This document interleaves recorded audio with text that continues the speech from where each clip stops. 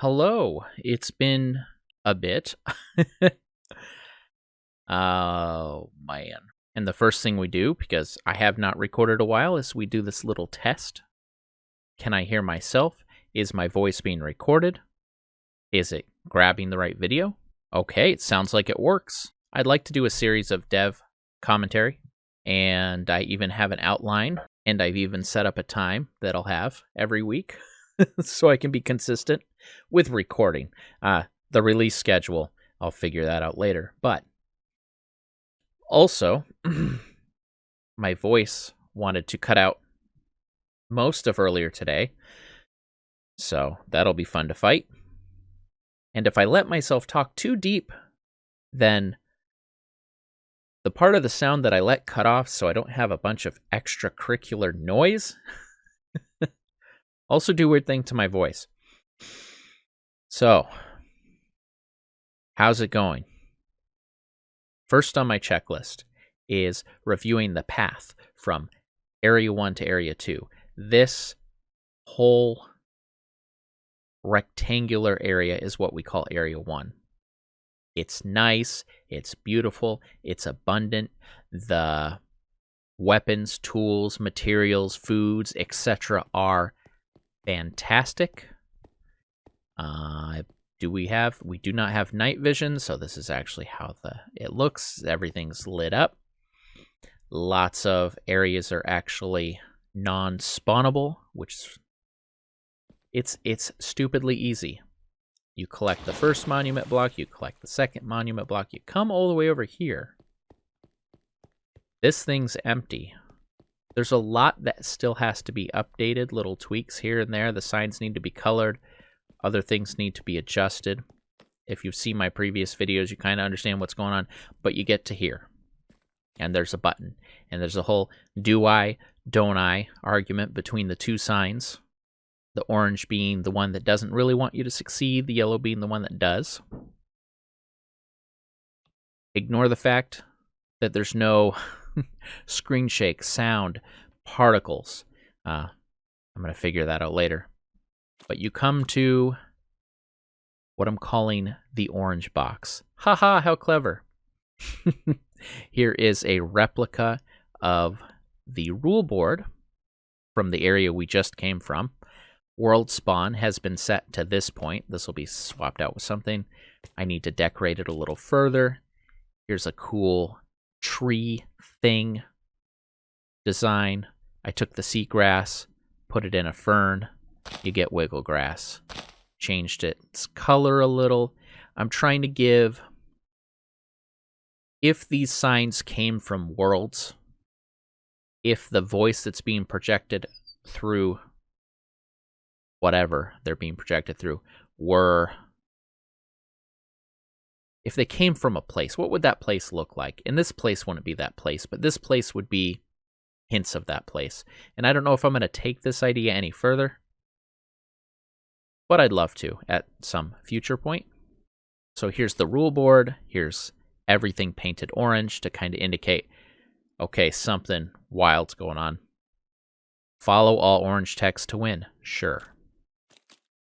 For the yellow tip signs, I'm trying to toy with the idea of the yellow tip sign can't just come right out and tell you, hey, do this, hey, do that. And I have saved in another map all the different tip signs that I created for the first map, so I'll be consistent with those. But this is the type of idea that I'd love to take a lot further in a new MiniCTM series. Right now, I'm kind of just redoing my existing maps and adding little touches of updates, mostly visual. But to toy with the idea that the tip sign can't specifically say, hey, come over here. It has to be in the form of some sort of gameplay hint that could sort of be generally true. Secret caves lead to escape. Certainly they do. Now, to rhyme with that, and to kind of drill home the point that that's what's happening, secret buttons lead to escape. It's the same line. And there's a button. It's not really a secret, but it's secret from Orange, because somehow Orange created this box. And here you are in this place that's lightly decorated with hints of yellow. And there's a button to get out. Mechanically, I need this because for the second half of the map, we're going to the Nether. If somehow you set your spawn point and then lose that spawn point and then die and respawn, you're going to be transported somewhere. If I allow you to go back to the actual start, the place you started when you start the map, where everything's abundant, you can then just pick up supplies and teleport over here. Or you couldn't, actually, because that path will clear your inventory. However, you'd have to walk through the whole little pathway just to press the button again, just to get here. It'd be kind of goofy goober. So we have a place where world spawn can be for the second act of the map. And this area only serves adventure mode and blindness as a pathway to go into the Nether. Although in Java I can transport a player into the Nether, there is no way in Bedrock. And maybe there will be in the future, but for now there's not. And you see we are back where we just left, except, and if you've watched my videos, you've seen this, except now we're here. So I got the actual path connected. Got the actual path connected from Area 1 to Area 2. Act 1 to Act 2. Let's call it Act 1, Act 2. Here's a bunch of signs that I grabbed and just placed so I'd have them for reference. You can see some of the tip signs that I had before. I hope you don't mind starting over. You need a more challenging area. The previous area was too easy. This might not fit the theme with how I've had the voice of the orange sign. So I need to make all these adjustments. But what I've been doing is I've been skipping over a lot of the things that I can do in Bedrock. Right now I'm doing the things that need to happen in Java. The things that let me use World Edit, where I can grab a sword and turn it into a brush and right-click on a surface and change blocks into randomized blocks. These aren't hand-placed. I can't do that. Some of them might be hand-placed after the fact, but for the majority of it, we get our new rule sign. We get the true name of the map. We open up to... What is this called? This is called Spider Falls. I don't have a lot of my location names. Spider Falls is, as the name suggests, the old version of this area had a very precarious path. This bridge is a lot nicer. The ores on the wall are going to be retextured. I should have done that before I did this video, but that's okay. They're going to be retextured, so they're going to look like they belong. They'll have the netherrack and the smooth netherrack, which is like basically just redstone. Redstone. It's stone in red next to redstone, which will also be similar. And literally named Spider Falls because these spawn spiders and they fall down. And spiders can't, don't, won't, shouldn't have fall damage. I don't think they do. Yeah, and immediately it shows you, hey, this is where you can get coal. Except immediately at the start of this map, you don't have any tools. You don't have any wood. You don't have any stone. So you can't really gather it. This area is meant to reinforce, much like in sandstone, where I have a starting area, that there are some areas it's okay, you can just run through them. You can come back when you're prepared. It's the Nintendo trick where you're supposed to kind of introduce a concept and reinforce the concept, and I couldn't tell you where I reinforce. Well, actually, no, in this map we do. We reinforce it in the Mushroom Pit, which we went over last episode. Check that out if you're interested, if that name sounds intriguing. you saw the old base. I'll kind of flash shots of that. I'm not going to switch back and forth while I'm recording because that's hard to do. I did that last time. But I can totally take some B-roll footage and fit it in. But here's the new base. And you can see, compared to the old base, that it's different. It looks better, I think. This one is way more spacious. The other base was quite cramped. The upper area, I gotta decorate. I was gonna say redecorate. I suppose that's technically true. It was decorated multiple years ago, but I need to decorate it and figure out what I'm adding in here and all sorts of little details like that. I'm checking my notes. It's far less cramped. Yeah, to be developed further in Bedrock. So that's really cool.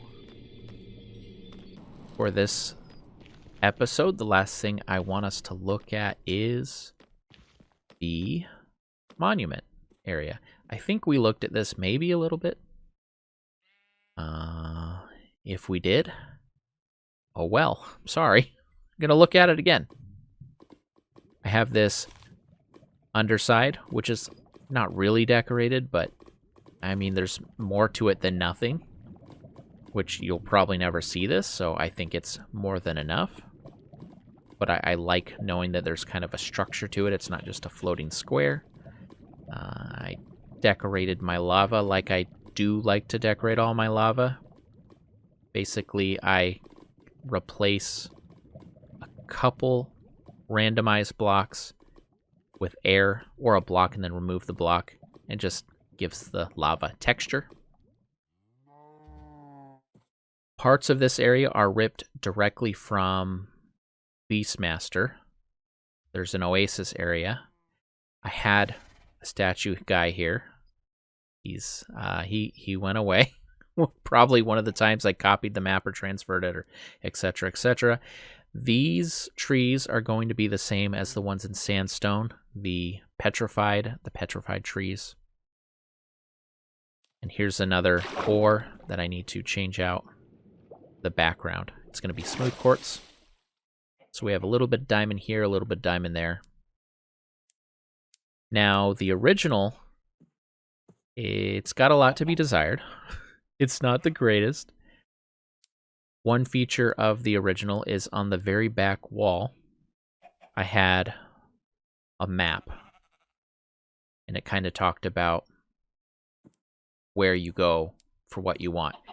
I say map, I mean you're seeing it. It's signs and whatever. So I'm not sure how to bring that forward in this version. I mean, I could use a literal map, I suppose. But I'm concerned that that might not fit that great. Like all the areas, I still have a lot of details to figure out. I made a temporary way where if you come here, you could jump down and jump across, but then how do you get easily back up? Got sheep spawning in here, breaking stuff. I still need to go through all the areas and set biomes, but to do that, I kind of need to catalog all the different biomes again in Bedrock and which tags they have, because tags determine spawning, and that way I can figure a set of biomes that have specific tags. So basically, I can control what spawns where. Then I need to figure out which areas I want. Before I move to Bedrock, with World Edit, I can actually select an area and have separate biomes horizontally, or, yes, vertically, up and down. With my tool, Amulet, I can really only do it by selection, and it just goes from 0 to whatever the top. In closing, I actually had to go around every single place in this area because I had to test it. I transferred it over to Bedrock, and parts of it were cut off because apparently in Bedrock, the Nether only goes up to 128, whereas in Java, you get all that extra height if you want it. So that was fun to figure out. That was fun to do. It's really great to finally be talking to you all. It's really great to be making episodes again, and hopefully we can keep at it this time. But that is it for this time, and I will see you next time